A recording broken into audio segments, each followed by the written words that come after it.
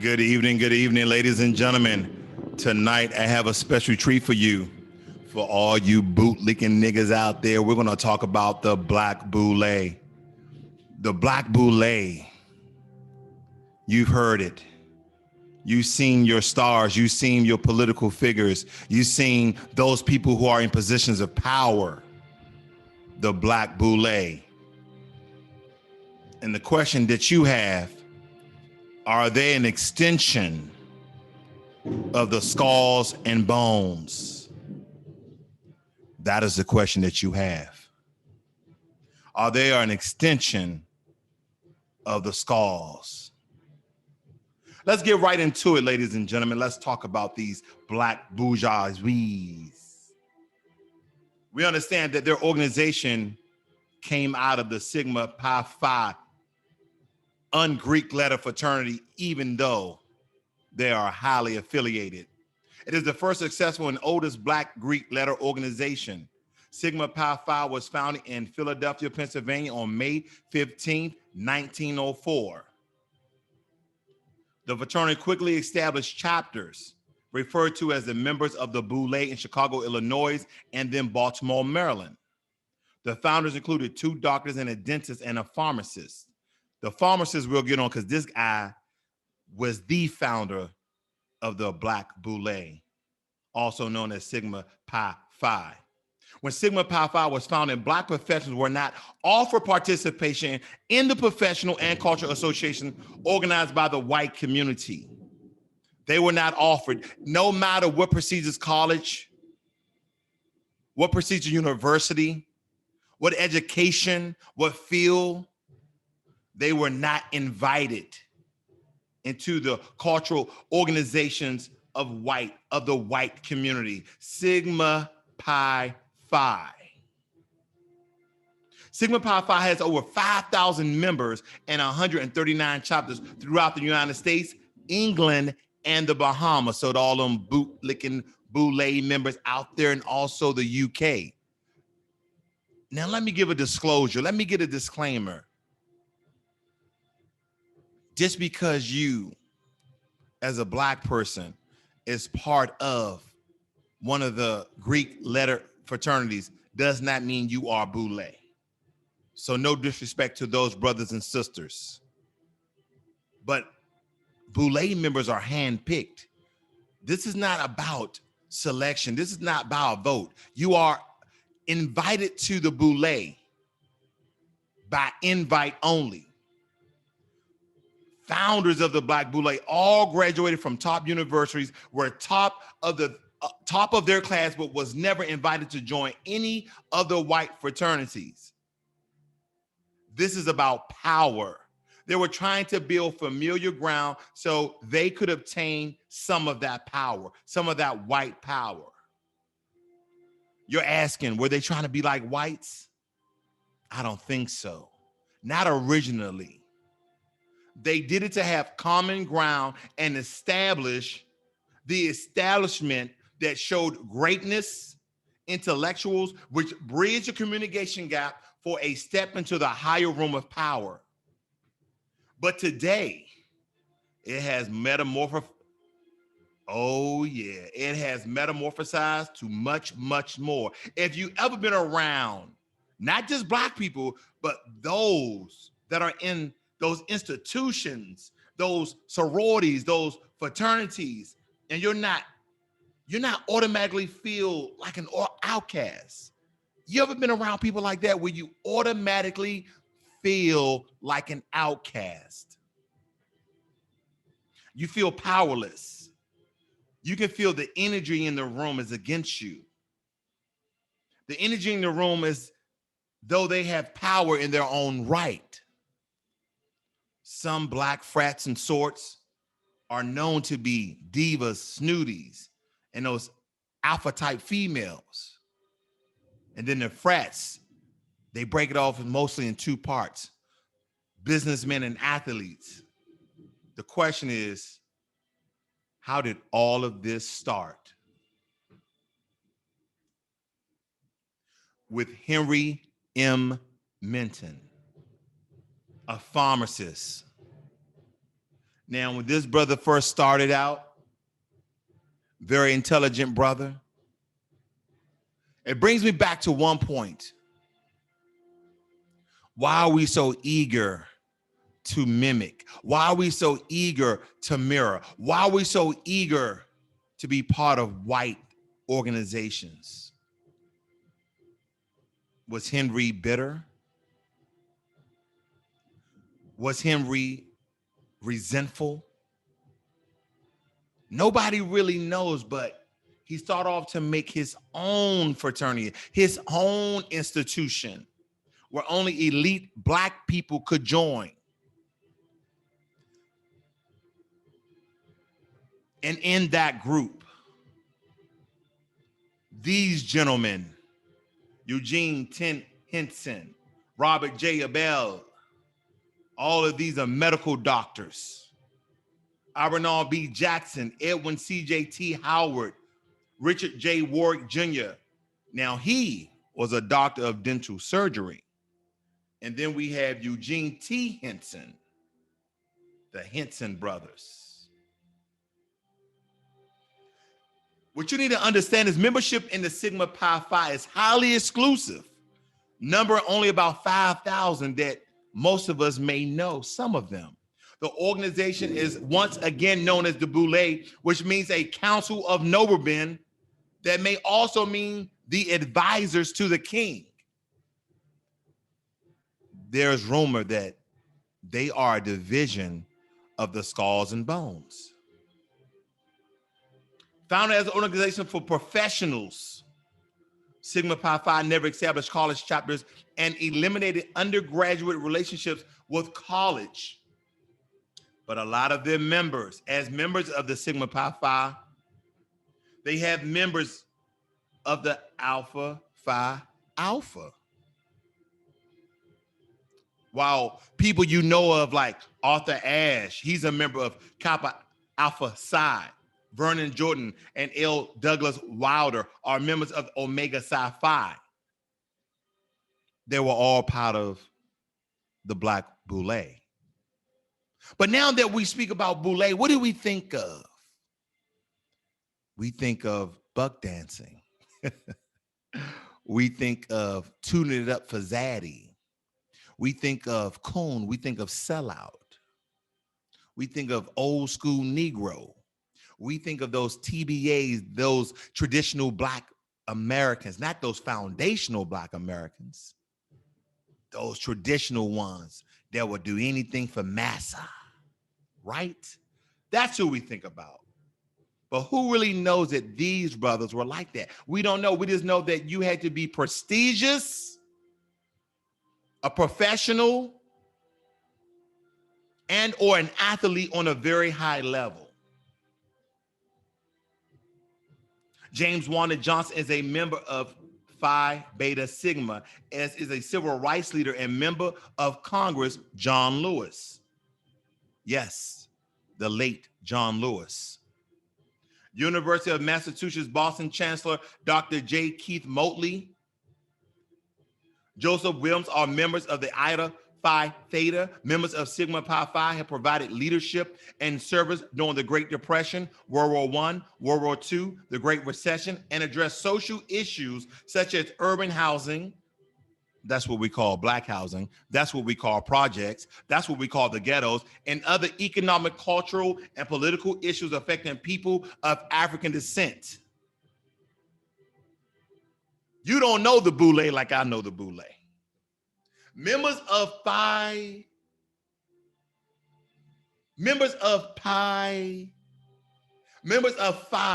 Sigma Pi Phi included W.E.B. Du Bois. And you're trying to figure out to yourself, what are some of these sororities and fraternities that may be related, that may be connected to the Black Boule? W.E.B. Du Bois, civil rights leader and one of the founders of the NAACP, and also our late and great brother, Martin Luther King, civil rights leader. See, the rhetoric about our brother, Martin Luther King, is that he was pacifying the Black community to not to get up and revolt, not to get up and fight, not to get up and take charge, that he pacified us. He handicapped us. He made us nonviolent. He used Christianity as a tool to get our ass whooped, to get us poured down with water and fire hydrants and fire hoses and everything. We have to understand, ladies and gentlemen, that this is a bigger play at hand. And now that it's an election year, what is really going on?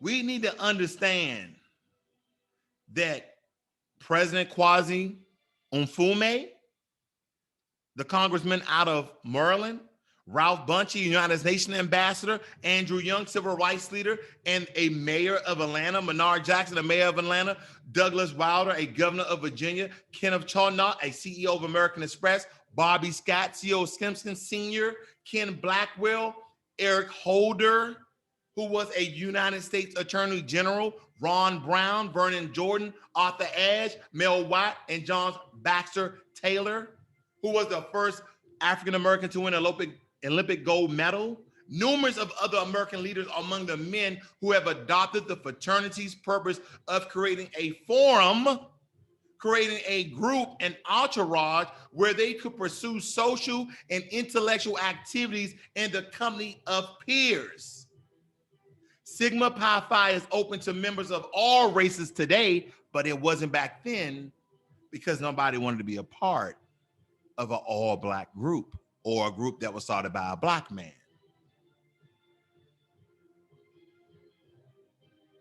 Another well-known white member was Jack Greenberg, who succeeded Thurgood Marshall as the leader of the NAACP Legal Defense and Educational Fund. And you're asking yourself, well, how's this all related? How's this all connected to fraternities and sororities? I can tell you. See, what we don't know, back in Athens, Greece, around 594 BC, the Council of 500, or the Council of Boule, was ancient Athens' full-time government. We have to understand that all of this derived from the Greeks. Why do African Americans, why do blacks, why do foundational black Americans want to mirror, want to be a part of Greek fraternities and Greek sororities, and then get into a secret society that only allowed the elite of the elite? Because we need to understand that the council back in Athens, Greek, was chosen by lottery, and anyone who was a male citizen could enter. You had to be a male citizen. No females were allowed. All the council representatives' term was only 1 year, and they can get in twice in their lifetime. The 10 tribes of Athens each had 50 members in the council. The main task of the Boule was to manage the agenda of the assembly. What does that mean? If you are only invited to the Black Boule, you have somehow gained a position of authority, a position of power. You have attained great wealth. And to build the Boule as it is today, one of the most influential black institution, one of the most rich black institution that can swing the pendulum in the favor of the majority of black people, but it will never happen. Do you want to know why? Do you want to know why it will not happen?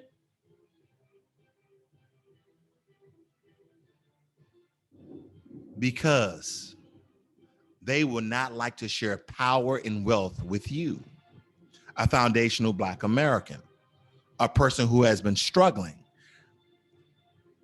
The people that the government and people that look like you, blackface in white places, tell you to pull yourself up from your bootstraps. Are we talking about Barack Obama? Are we talking about Michelle Obama? Are we talking about Michael Jordan? Who are we talking about? This is the Black Post, where you're going to receive the message the way you like it or the way you hate it. We need to understand that the main task of the Boule was to manage the agenda of the assembly, to elect certain officials. I'm going to say it again, to elect certain officials and to question the candidates to determine whether they were fit for office. This was back in 594 BC in Athens, Greek, and they still play by this book. They may have had some power to imprison people who led astray from the Black Boule. Bill Cosby, did he stray away from the Black Boule? Because we understand that our brother Bill Cosby, he was a billionaire. He was a billionaire. Have you noticed as Black people become conscious, Black people become incarcerated? The Boule was involved in public finance. See, today the Boule is kind of like a virus. Once it gets inside the computer and you try to eradicate it, you try to delete it, you try to get rid of it, your computer is never the same.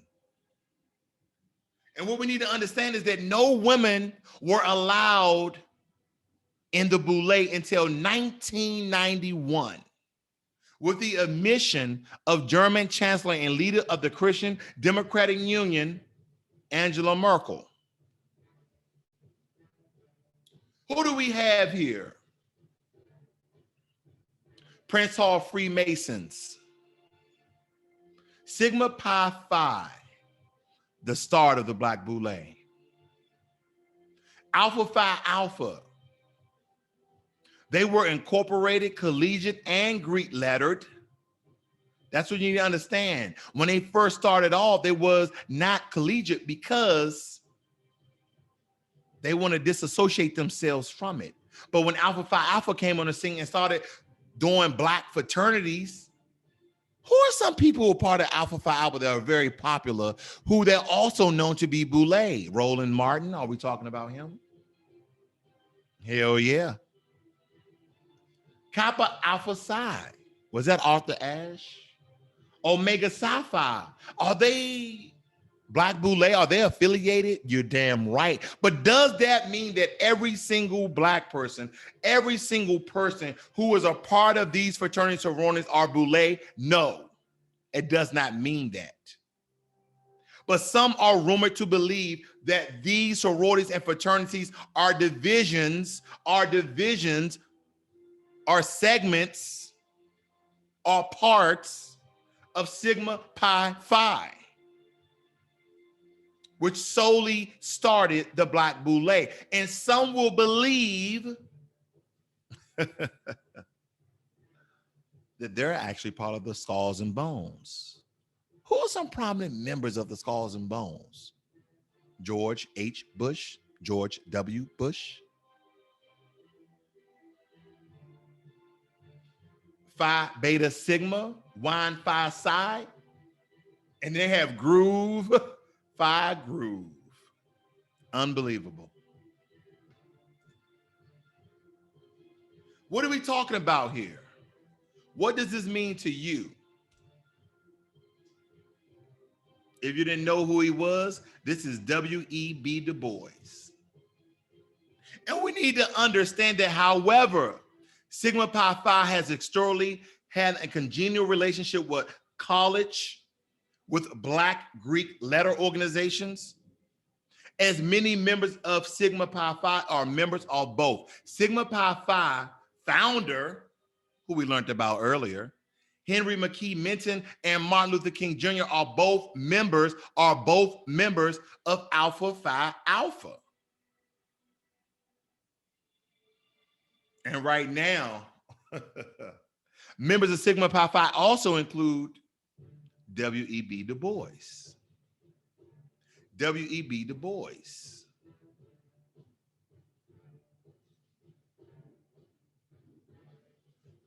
Condoleezza Rice, 50 Cent, Halle Berry, The Rock Johnson.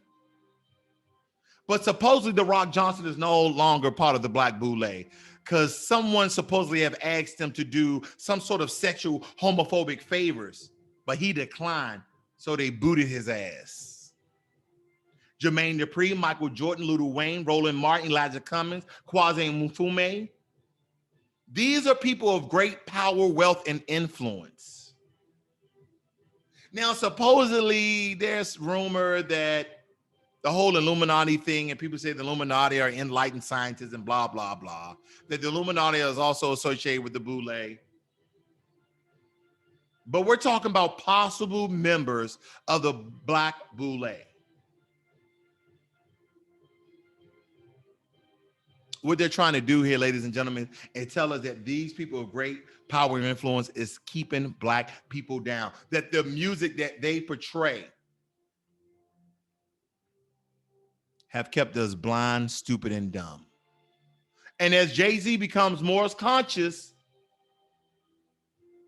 let's see if any charges, any conspiracies, any allegations come out. Because him and Beyonce has been coming awakened to Black consciousness. I'm not saying they're there yet. But there's a twinkle. There's a spark. And if they overstep what Sigma, Pi, Psi is all about, that Sigma, Pi, Phi is all about, that they are no longer listening to their white slave master, their demon in chief. That doesn't mean the president. That is who's controlling these group of people. Very powerful group of Black people mostly. Very influential. We need to understand these things. Let's get this straight. None of them are members of the Illuminati. You're asking yourself why? Because these organizations are for affluent white men only. They cannot be Illuminati. The white supremacists, the racists, the people who control the country will not allow it. This is only for affluent white men. So neither Blacks nor women are allowed to join the Illuminati. See, a lot of us would like to believe that they are an offshoot of the Skull and Bones, the Boule. The Boule. What started out as an organization for prosperous Black men to congregate and pull their resources together has over the years morphed into something more sinister. Rumor has it that the organization was infiltrated and neutralized by the Skull and Bones back in 1965 during the height of the Civil Rights Movement.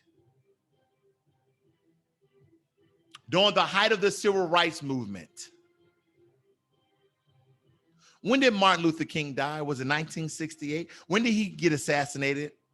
Was it 1968? Before he became public with a certain speech? During the height of the Civil Rights Movement, to do their corporate and social engineering bidding in exchange for access to resources like fame, funding, position, real estate, adequate legal representation, and so on. The Boule is not an organization that one can apply to, and as I said before, joining is done by invite only. See, you have to fit a certain screening. You have to fit a certain script. You have to fit a certain profile to be part of the Black Boule. Who else is part of them? Would you believe that political figures like Al Sharpton and Jesse Jackson are said to be members? You remember that one time where Jesse Jackson was doing an interview, I think it was on MSNBC or CNBC or one of those CNN, I don't know which one it was, but the fact of the matter is he's speaking to another Black man, thought he was off mic, hot mic, They heard everything you fucking said, Jesse Jackson. You called Barack Obama a monkey on TV. You mad because that nigga got the position before you. Because when you ran, you didn't have the support that Barack Obama, who did nothing for black people, had. Barack Obama, when he's on Michelle Obama's podcast on Spotify, basically telling black people sacrifice for everybody else. I thought we did. I think black. Well, hold up. Did we not sacrifice for a country that don't want us? Haven't we sacrificed for a country that don't love us? Haven't we built this country to the most powerful country in the world with hundreds of years of free labor and generations of white people have benefited for the backs of our ancestors? You give everybody reparations. You gave the Jews reparations. Germany is giving the Jews reparations. And I'm not hating, I'm not trolling on the Jews. This has nothing to do with them. This has everything to do with blacks getting ours. Black first, black only when it comes to black policies and black reparations. The Native Americans have got their reparations and they're still getting their reparations today. The Japanese got their reparations. The Irish got their reparations from this country. Is the melanin so powerful? Is black nationalism dead? Where all my Pan-Africanists at? Cut the check, Joe Biden. Cut the check, Donald Trump. See, the one thing about Donald Trump, he don't care about no goddamn black vote. He got to be president without us. While we was voting for Hillary Clinton, he was talking to his power base. Rich, powerful, wealthy, influential, and he also spoke to the lower class of whites by saying stuff like, I'm gonna build a wall. I'm gonna stop immigration. I'm gonna give America back to the people. MAGA, make America great again. This is what he has done.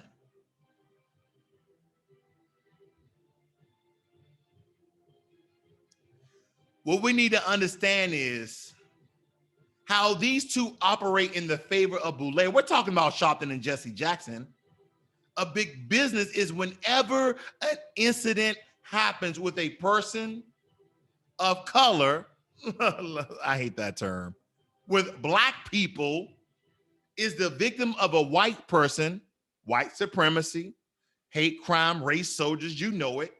They're the first to take on the responsibility of exacting justice. Have you noticed every time something happened to a black person, Al Sharpton is always standing in front of a podium. Let's not riot, let's not loot, let's people protest. And I agree. But anytime we start talking about boycotting, Barack Obama called LeBron James and Chris Paul and told them do not boycott the NBA. But when we start talking about not giving our slave masters their money back, yeah, you heard it. We've all worked some sort of white job, haven't we? There's very few black people from the tube, from the womb to the tube, to standing on 2 feet, emancipating yourself from your mama and your daddy, that you started your own business. There's not that many. So that means during that time you work for the white man. So in this time, giving him his money back, you know I'm telling the truth. It just hurts. Don't let it hurt. With all these people telling people that black people are scared. Nah, nigga, you scared. You scared. If I'm gonna go on a man on 2 feet. What have they done to us over the past years that I should be scared now? See, politicians like Sharpton and Jackson promote a black victimization, talking about fuck the system. mentality, while Black entertainers promote an outlaw Antarctic Christ mindset and lifestyle that's prevalent amongst poor minority communities nationwide. Why do Black people want to keep Black people poor so the 1% of them can stay wealthy, rich, and powerful? Yeah, they both members of the Boule.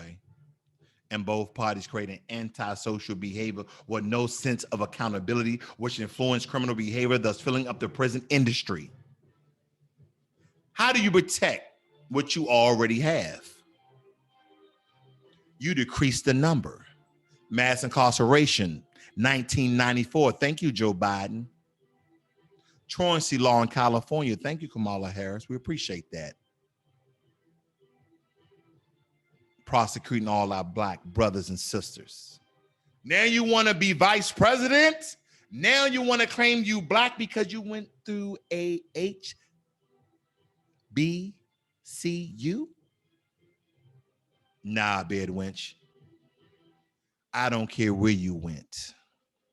I knew when you came out and you started running to be president of the United States, you ran on the East Indian American ticket. You did not run on an African American ticket. All of a sudden, all the web pages, all the documents, all the journals, all the biographies now have you as African American and Indian American. I want to have that change. You think she part of the Black Boule?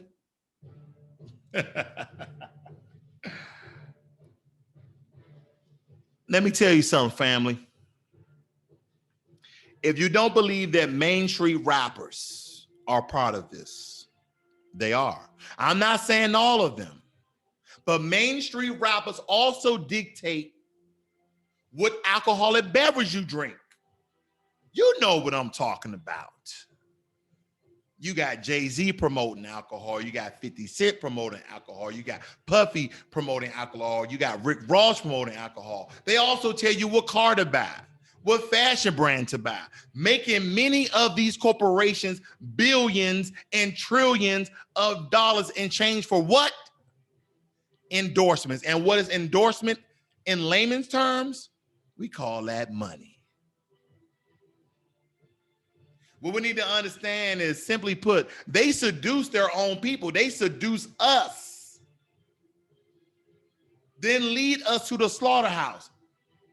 This is why a boastful former crack dealer like 50 Cent and Jay-Z are promoted and humble, educated, gifted rappers like, watch out now, whatever happened to Mos Def? Whatever happened to Common? Now, Common is still around, but you haven't really heard anything about Mos Def because they were gifted. They were insightful. They were fighting in their music to the people.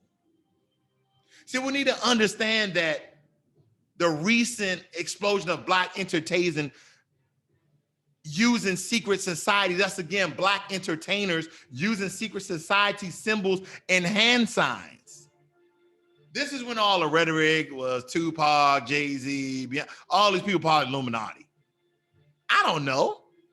I don't care. The question is, when are they ever going to boycott? I want y'all to think about this real quick.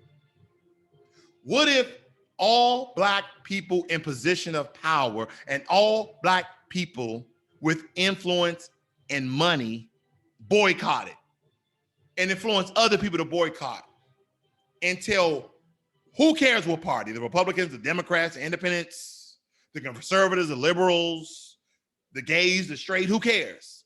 Until they gave Black people reparations, until they made police punishment, where they whipped away qualified immunity. So when you shoot an unarmed Black man or woman, your ass go to jail for life, just like he would if he shot you. Or you get the death penalty. We have tons, hundreds, if not thousands, of Black Americans dying at the hands of the police. Now, some of you may say, well, Black on Black crime. Okay, white on white crime, Indian on Indian crime, Asian on Asian crime. It all occurs. Now, granted, I did the math. I did the statistics. Most black men between the age of 15 and 35, 36 die from the hand of another black male. I wonder why that is. Did we go over the music? Did we go over the crack that was introduced to the black community that your boy Joe Biden said is from the Bahamas? Nah, nigga, that shit was flown from Colombia, from a certain 3-letter organization in America. We need to understand that the people I name are not part of the Illuminati, but they're members of the Boule, a black, secret, non-secret society who does the bidding of the skulls and bones. That's what we need to understand.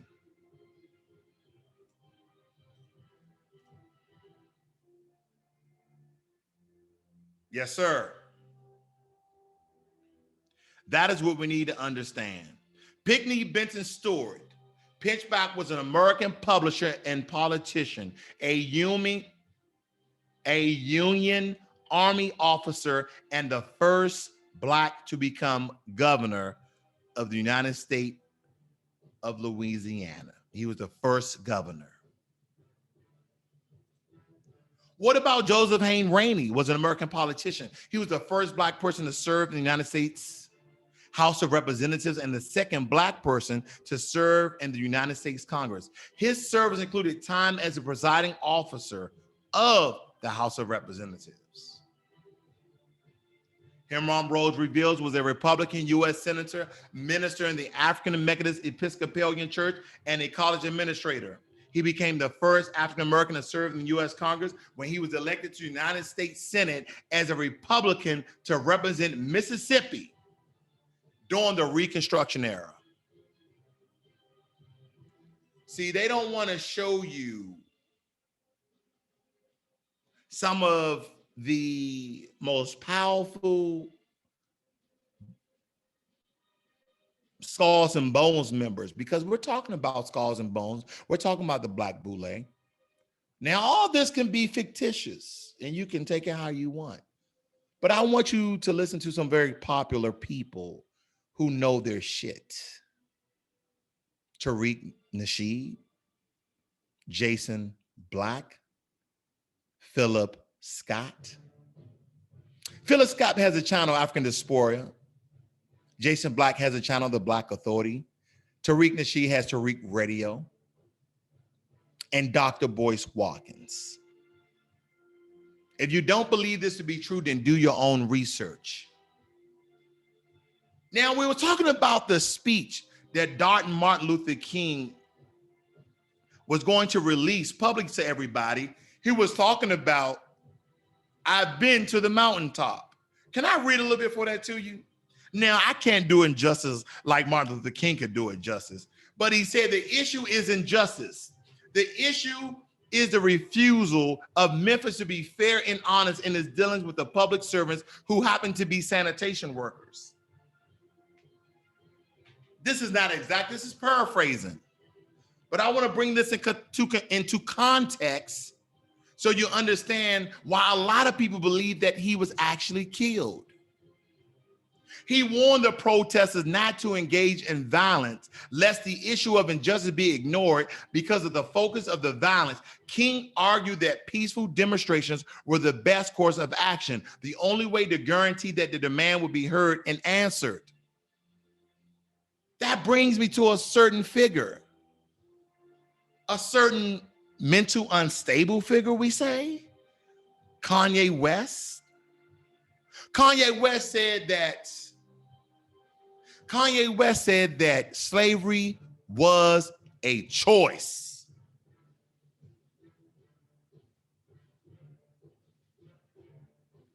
Kanye West said that slavery was a choice. I'll get on that one. King argued that the peaceful demonstrations were the best course of action. See, regarding the civil rights movement, King demanded that the United States defend for all its citizens what is promised in the United States Constitution and the Declaration of Independence, and stated that he would never get up until these natural rights were protected, saying, somewhere I read of the freedom of assembly. Somewhere I read of the freedom of speech. Somewhere I read the freedom of press. Somewhere I read the greatness of America is the right to protest for rights. And so, just as I said, we aren't going to let dogs or water hoses turn us around. We aren't going to let any injunction turn us around. We are going on. This is when it gets dangerous. Regarding economic boycotts,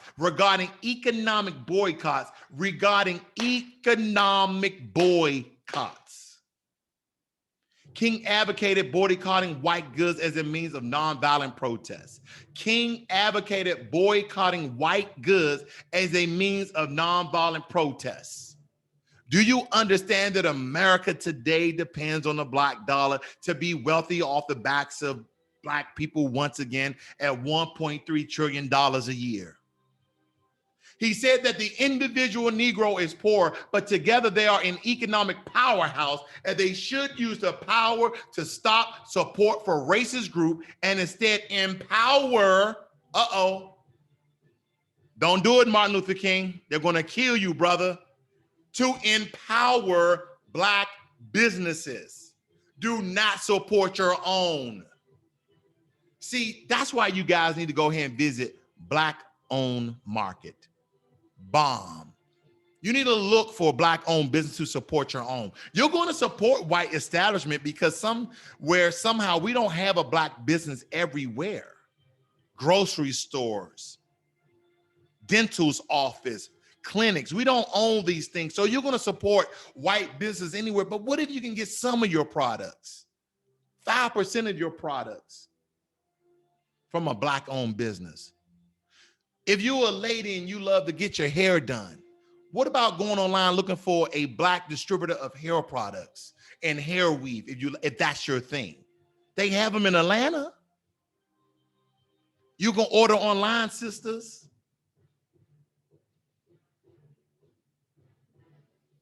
Although the industries may not listen to protests, they will be forced to listen to boycotts. This is what he said. Boycott is our strongest protest. Boycott businesses, boycott your vote. Hold the vote. No vote. Cut the bag. That's when you'll get a vote. Hold your vote for hostage. Hold your vote for ransom. That is how you will get a vote, Democrats. That's how you'll get a vote, Republicans. Boycott the vote. Hold the vote. Hold your dollars. Although the industries may not listen to protests, they will be forced to listen to boycotts lest they be driven out of business, because a lot of businesses rely on the black dollar. Why do you think there's a hair shop and liquor store and church on every corner in the black community? Why do you think that? Why do you think Korean set shop right up in the ghetto? Why do you think? Because they know that beautiful black sisters are going to go in there and buy all the hair products and hair weave and not shop online and get their stuff from a black-owned business. They understand that we don't support our own and we need to. This is peaceful protest. That is what you call peaceful protest. Then Martin Luther King had the audacity, he had the gall, he had the nerve to name several businesses as targets for the boycott. No, he didn't. You know what they said? They said, no, this nigga didn't. No, this nigga didn't try to run us out of business. You think they cared about civil rights? Ain't nothing civil about the rights that blacks have in America. Ain't nothing civil about it. They didn't care about civil rights. This is all about money.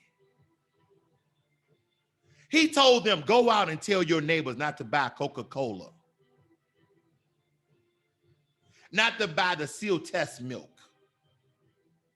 Tell them not to buy Wonder Bread. This is what he told them. Don't buy Wonder Bread. Don't buy Heart's Bread.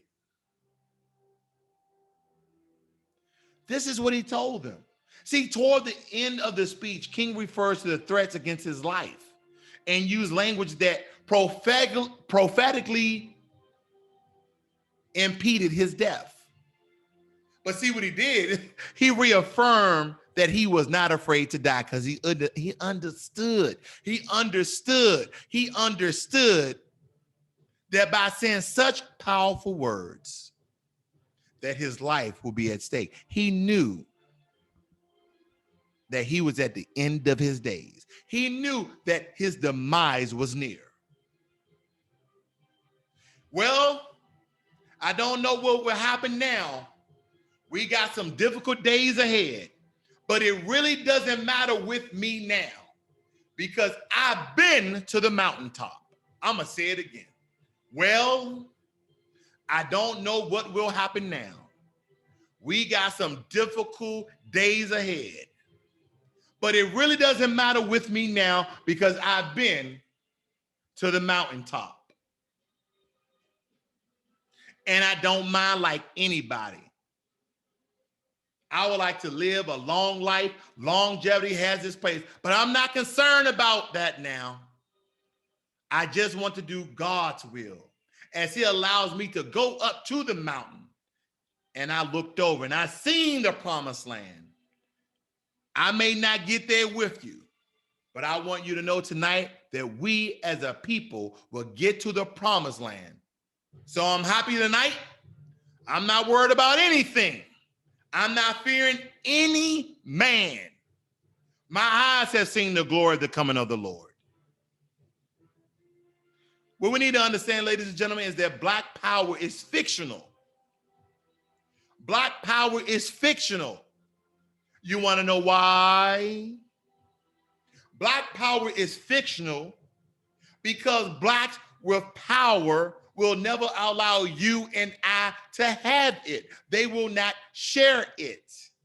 The Black Boule. And we need to understand the universal fight, the universal struggle of power. Power is not given, power is taken. Take, for instance, George H. Bush.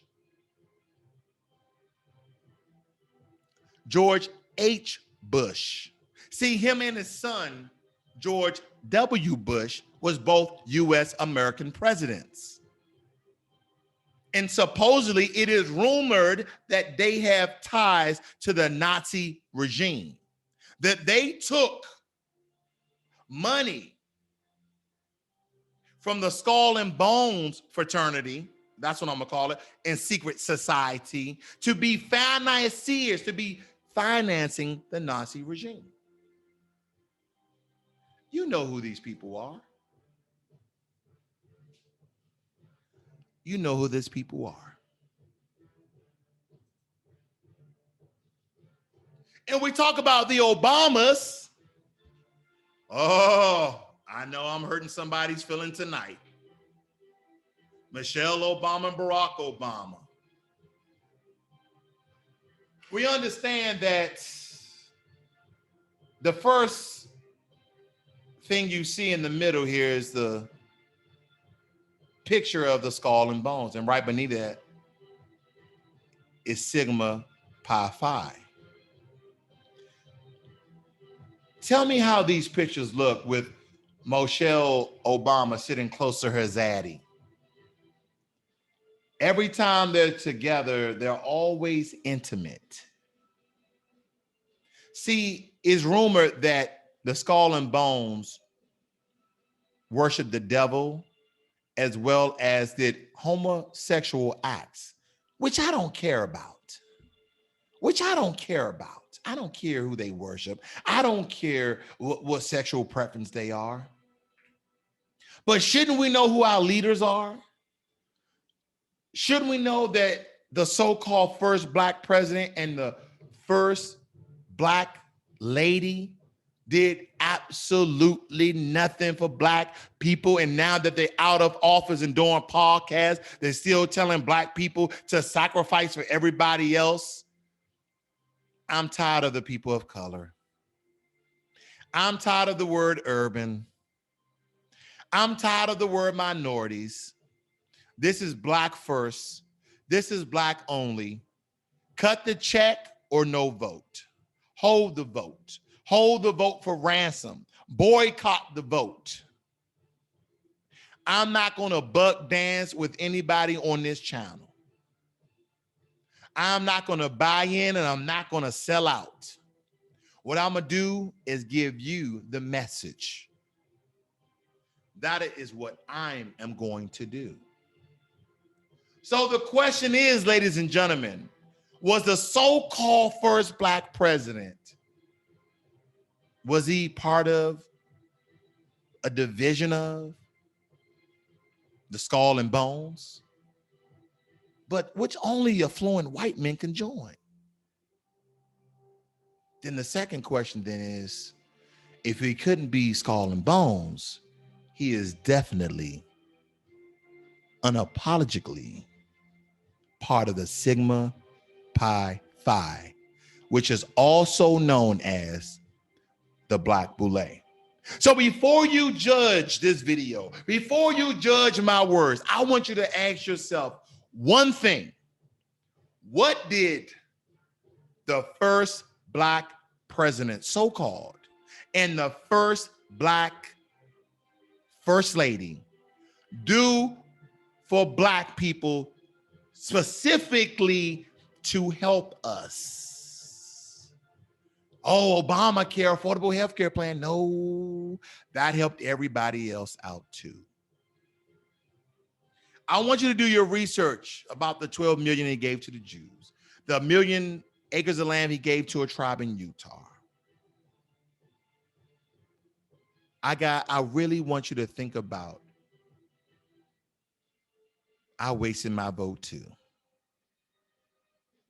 Ladies and gentlemen, this is the Black Post. And regardless if you received the message was absolutely sent.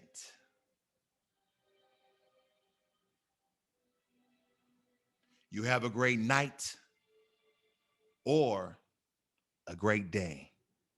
But nonetheless, the message was sent.